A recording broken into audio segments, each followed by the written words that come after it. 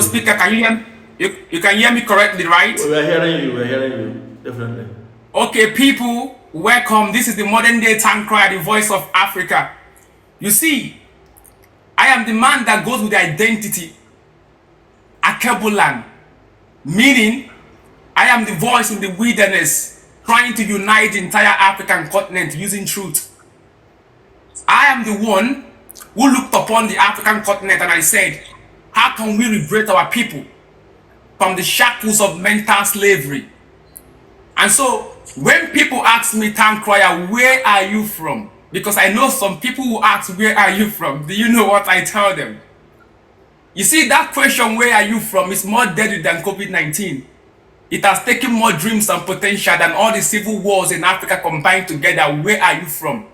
I believe that a man should not be judged based on where he comes from. A man should be judged based on the intent of his character.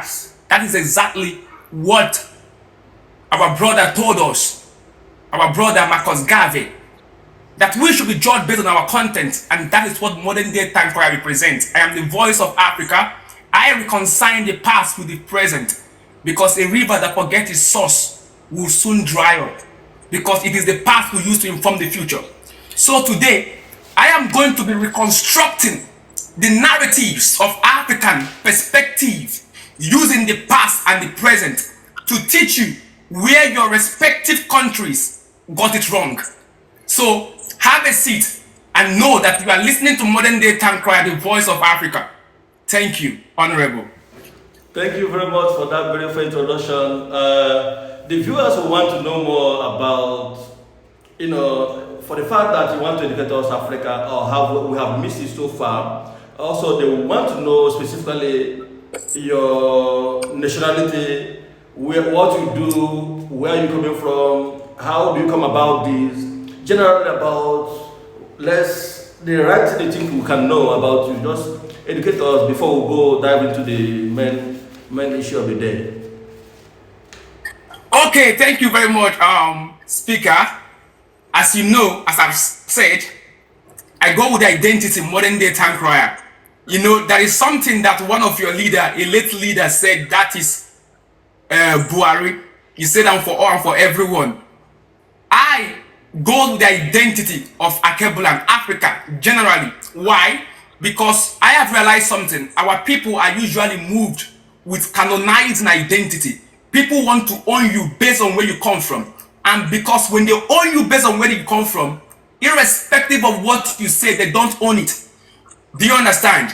So I usually adapt the African identity. So I would like the viewers take it that you are listening to your African brother, irrespective of the geographical border. Listen, I believe there is no such thing as country in Africa, because we are all victims of colonial border imposed on us 1885 1886, Otto von Bismarck in Germany. So for me to demonstrate what I believe, I do not associate with a political, geographical entity. So I can express myself vividly to the African brothers and sisters. Okay? But what you need to understand is that I am a young man who looked up in the horizon and noticed that Africa have a need. What is that need? That we need to recolonize our mind. That we need to identify ourselves. That we need to ask ourselves, where were we?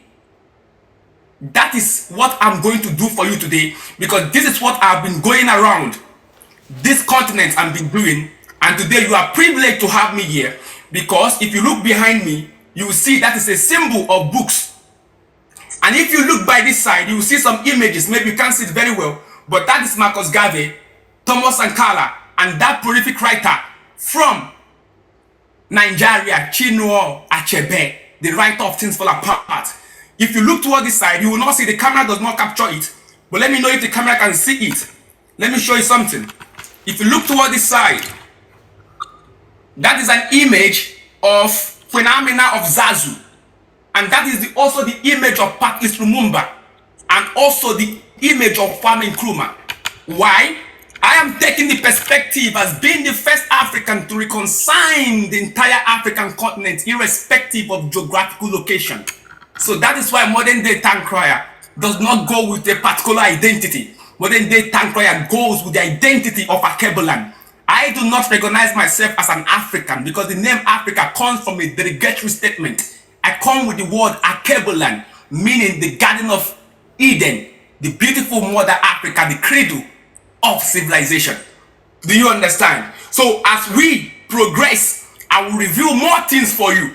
So get yourself seated, have some bottle of drink, open it up very well, sip it, and have a seat. The modern day Town Crier is going to diagnose history for you this evening so you can understand where we are coming from. Thank you, Honorable. I'm ready for them. All right, thank you very much, the modern day Town Crier. I know you are well prepared, and we are so glad and happy to have you here. I mean, it is not easy, but we have to go extra mile to make sure that you're here. And guys, for those who are here, please, the modern day Town Crier will be here every Friday. What you need to do is to follow and make sure you support him any way you can, by gifting, by following, by whichever you could. Please make sure you show him love. It is not a little distance to get him here to educate us. And those who will be having questions, please write it down. There will be a question time, a session for questioning and answering. We don't want to distract him from saying what you want to say. He is here to educate us, and after which you will ask yourself, you will ask your questions as you want. And then don't be too fast. Every Friday he's going to be here 7 p.m. Nigerian time, every Friday. Please don't be in a haste. Write down your questions, and then any way you can support, please support him as he carries us on this moving trend. I don't want to put the questions to you, sir. I want you to, I have listened to a lot of your videos, educative videos. Most of my posts here in this, my TikTok account, majority of them are your videos, and they are making more round. And I'm somebody who believes in Biafra so well. And if you can remember, I wanted this thing to be between Nigeria and Biafra, but he said, no, you can even tell us more about Africa entirely and everything, but you don't want to take it specifically so that we don't anger some people. What do you have for us? I don't want to put it as a question. This is the basic of it. Because it's something that is going to happen every Friday and just 1 hour. Just tell us what you want to be carrying us so that you will entangle our brain to make sure that we are carried along from the basic and until when we graduate. We're not going to graduate like it's something that's going to happen every week. So please just go on, because I want you to flow. I don't want to put the question to you. Thank you very much, Honorable. Last Friday, we tried everything possible to make sure that this class happened, but network fluctuated. But the ancestors came back for us in a better way. Yeah. So I love the fact that you have given me a platform and a level to talk without censor. Thank you very much. It's a very big one to our audience. Now let's get started. I believe that most of your audience are from Nigeria, right? So there is need for us to use Nigeria as a pontificator. So Nigeria is going to be the pinhole at which we use to express what we are going to express today. Okay, let's get started. Most times people ask the question and say, why is what is happening in Nigeria happening? Why is it happening? And most times when Eurocentric historians, when we say Eurocentric historians, we are looking at European historians. When they want to tell you why what is happening in Nigeria is happening, they usually start tracing antecedents from 1914. Now listen, when I say 1914, it is the same thing as 1914, but I want you to understand terms, okay, and diction, so that when I'm explaining it, you don't get mystified and perplexed. So when we say 1914, it is the same thing as 1914. But you will ask, Town Crier, why are you making it difficult? Why don't you say 1914 instead of 1914? Let me tell you why. I am also helping you to condition your mind. In Africa, in Akebuland, we are used to bastardizing numbers. 214, 215, what is that? That has a way of confusing the next generation. You must take figures the way they appear. 1914. So when history comes and we are no longer on this earth, the next generation can be easily trace it when it happened, that this actually happened in 1914. When you say 1914, you downplay the magnitude of the date. Are you following me? Yes. So let's go start there. To understand what happened in Nigeria and why Nigeria is the way it is, first, you must trace antecedents into history. It will be a historical laziness to start asking why Nigeria is the way it is by starting from 1914. So let us start from 1884 to 1885, which many historians has described as the Bering Conference. But I don't call it Bering Conference because conference makes it glamorous and conspicuous. Let's call it what it is. What it is the scramble for Africa. Do you know what scramble is? When people are scrambling for something, how do? They grab. You don't, when I tell you come and take, you take like this. But when I say scramble, you scramble. That was how Africa was scrambled. It was an act of barbarians, primitive people, Shibbolite and Antediluvians. You know, most times Europeans say that we are barbaric and primitive. No, we are not. It is them, because they scrambled for Africa. They shared Africa like primitive people. Who called this meeting? It was called by Otto von Bismarck, the first German vice chancellor. He called the meeting. Now you will ask yourself, why is it that Germany called the meeting? At the end of the day, Germany was given only a little country like Namibia to colonize, while Britain and France and Portugal had a larger portion of Africa. You know, when you ask why did they fight the First World War, they tell you some certain kind of cock and bull story. Little do you know that Africa was the reason why they fought the First World War. But let's keep that because we are going into Nigeria.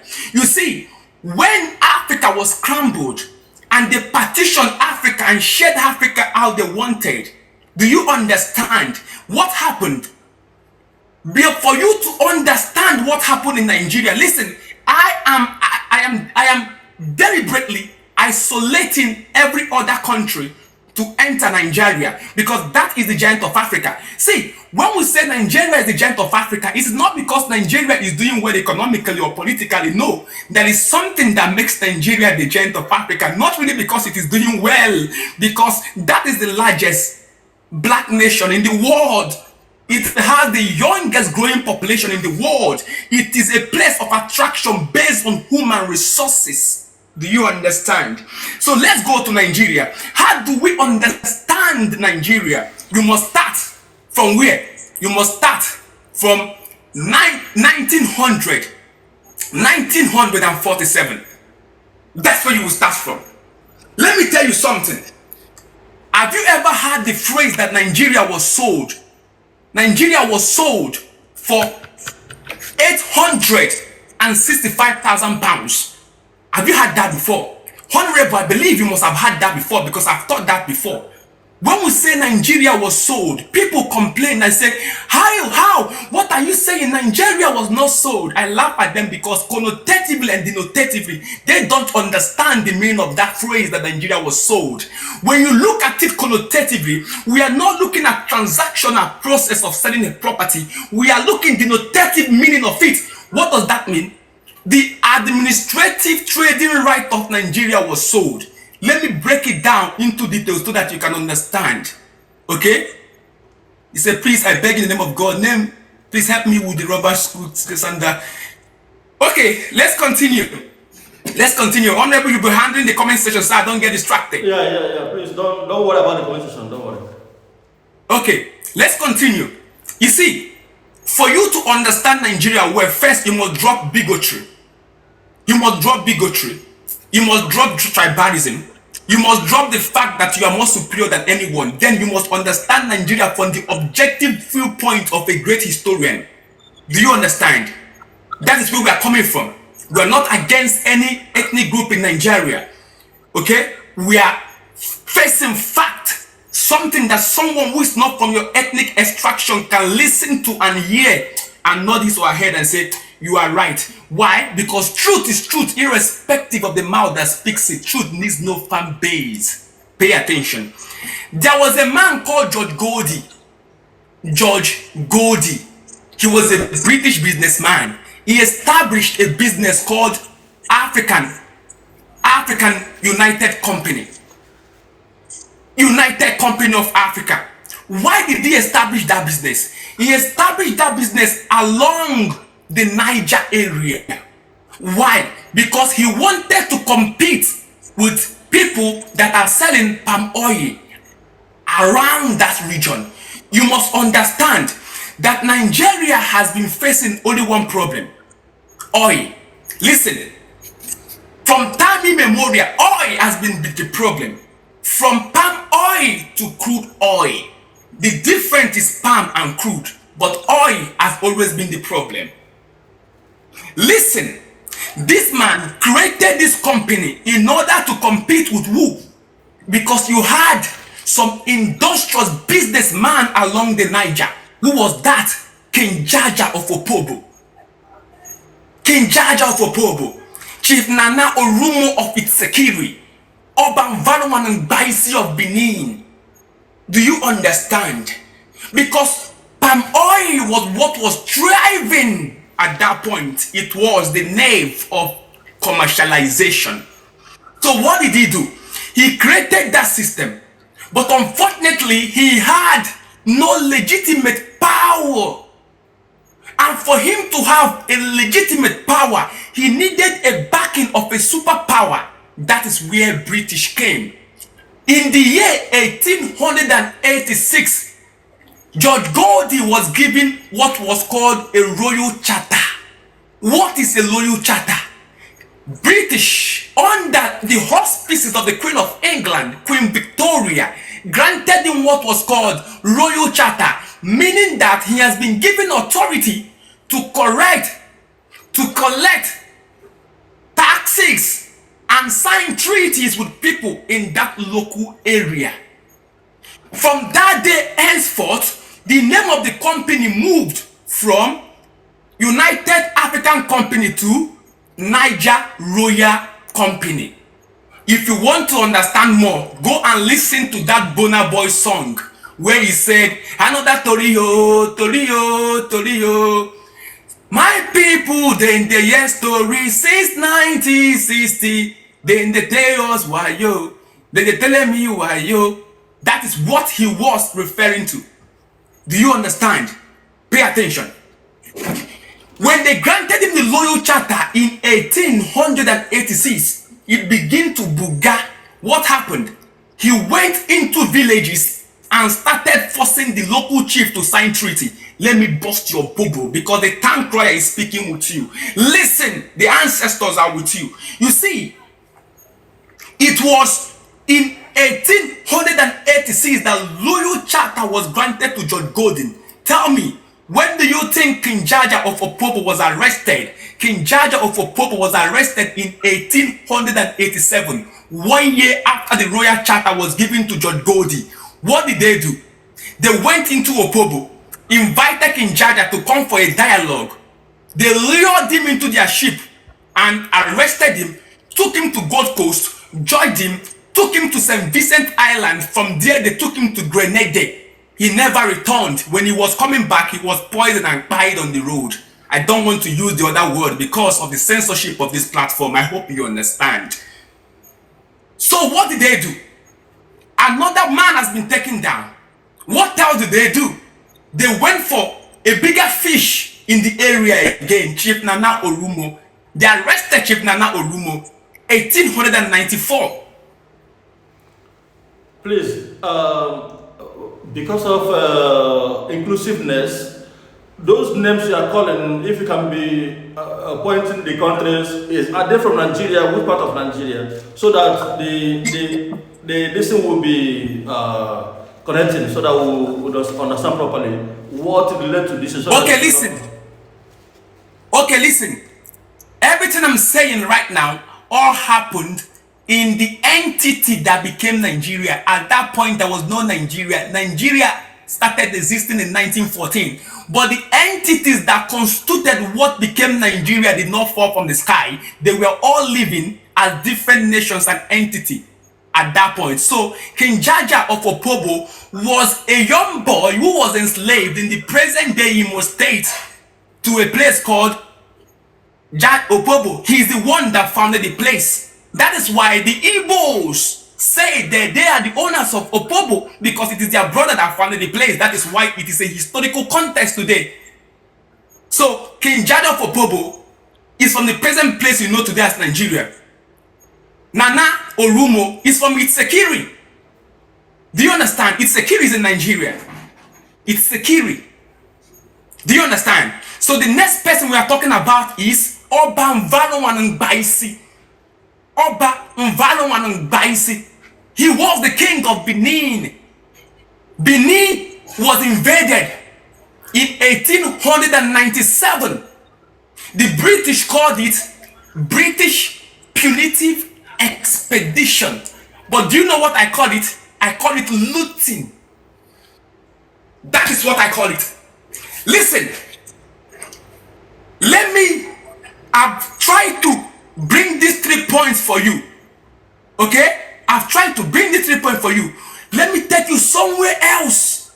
Remember, listen, when you are listening to Town Crier, you must have your pen and your paper. This is not a common... like I said before, there will be a question session, question and answer. No need to drop your question now. Have your pen. Question and answer, you can answer questions. Have your pen and your paper, because this is something that you can teach your children. Do you understand? It is a linchpin information. We are not content creators, we are teachers. Do you understand? So listen, I've established this point for you. Remember, Nigeria is not yet existing. Are you following me properly? Pay attention. Pay attention. Have you heard of Ekumeku War? 1933 to 1914. The Western Igbo land held the British for 30-something years. What ended the Ekumeku War was the amalgamation of Nigeria in 1914, because there was no need for the people of Anioma to fight again. Why? Because the country has been amalgamated. Are you following me? He said, you are very right. How do you know all this wonder? I have checked and you are right. Of course. See, don't be surprised with what we are saying. Do you understand? We are dinosaurs. Okay? Let me continue. Pay attention. Pay scrupulous attention. Now, even George Gordy, we are going back to George Gordy. Listen, we are going back to George Gordy. George Gordy sold that company to British, which year? 1899. Royal Niger Company was sold. Britain bought it. They bought it for how much? £865,000. Use your phone right now. Go and check who sold Nigeria for £865,000. George Gordy. That is why the British believe that they bought your country. They believe they bought your country. But at the end of this study, I will give you an escape route to run away from that mystical lies of historical camouflage. You see, Nigeria was bought in that 1900. Immediately, they have a legal backing to own the entity. The first place they went to was, they moved to the northern part of Nigeria. 1903. Tell me, where did they go to? They went to Sokoto. Because they know if they dismantle Sokoto, the north will be dismantled. And they succeeded. Because then, the emirate was in charge of the north. Who was that? Muhammad Atahiru II. Muhammad Atahiru II. He was fought. He ran to a place called Bumi. B-U-M-I, Bumi. He was caught in that place and they unalived him. What did they do? They used indirect rule in the north, because indirect rule flourished in the north. Why? Because the master of indirect rule was there. Who is that? Lord Lugard. Lord Lugard is the master of indirect rule. Lord Lugard has already tried indirect rule in a place called India and Uganda. Before it was called Uganda, it was called Buganda. He tried it and it worked. He now knew that it is going to work in such a place as Nigeria. So indirect rule flourished in the northern part of Nigeria. Because you need to understand that before the colonial masters came to Nigeria, you all had your own entities and the way you practice. There are 5 things that makes colonization. Can you still hear me? We're hearing you. I'm just appreciating those who are gifting. There are 5 things that makes colonization. Pay attention. Write it down. It is very important. Write it down. 5 things that makes colonization. That is exactly what they were establishing. Number 1, before a state can be governed or colonized, first you will lose your sovereignty. Secondly, there must be a long-term foreign control of your sovereignty. Thirdly, there must be a total dismantling of your indigenous political system. Total dismantling of your indigenous political system. That is what the colonial master did. They dismantled all your indigenous political system. Okay? Right from the southeast, the south, the north central, everyone. And they created that they call South. On a good day, I will teach you that South is a political creation. On a good day, I will teach you that. But let's continue. The 4th thing that you will lose before you will be colonized, your culture will be replaced. We call it cultural replacement. You will start wearing suits even when you are sweating under the sun. You will reject fufu and start eating burger. Cultural replacement. The last one is foreign control of your economy. Foreign control of your economy. That is what the British did. Because before the British came, the Northerners has been paying taxes. The North was organized in their own way, unique in their own way, beautiful in their own way. Because before the British came, you had the presence of different structural institutions in the North. The Waziri was there. The Madawaki was there. The Salekelwa was there. The Dogali was there. The Madawaki was there. The Saikin power was there. The Maji was there. They had different institutions in the north. When they came to the southwest, the Yorubas, the Alafin was there. The Oyomesi was there. The Basholun was there. The Ogbeni confraternity was there. So, what happened? The southwesterners were not paying taxes like the north, but they were paying what is called tributes. Listen, the north paid taxes, but the southwest paid what? Tributes. So you gather your farm product and you bring to Alafin because he is the protector of your sovereignty. Kabiyesi. Very important. So what the white man needed to do was to hold him accountable, and he will hold the people responsible. So when they came to the southeast, among the people that preoccupied that area, the Igbos, the ancient ones, what happened? The Igbos practiced what is called an Akifenio society.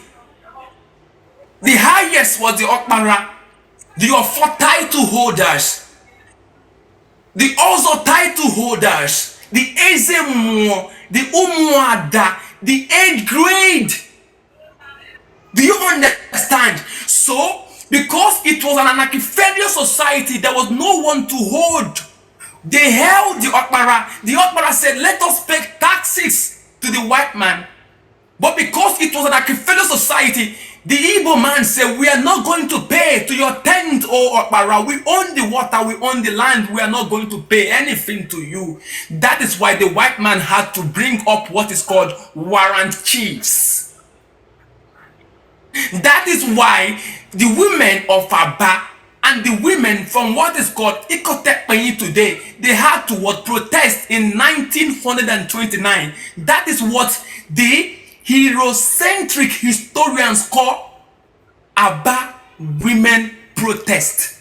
And our people are clapping. It is wrong. It is not about women protest. No. When they say it is protest, they are telling you that your mothers and your sisters were rebellious. It was not a protest. It was about women. Sorry. When they tell you it is about women riot, it is not a riot. When they say it is a riot, they are telling you that your mothers and your sisters are rebellious and violent. It is actually about women protest, because protest is your constitutional right, but riot is not your right. So Aba women did not carry out a riot. Aba women protested. Now Nigeria was amalgamated in 1914. The Northern and the Southern Protectorate, and it became one country. That is where the problem started. Let me explain to you. Are you with me? Well, Honorable, can you hear me? I can hear you very loud and clear. Go on. Thank you.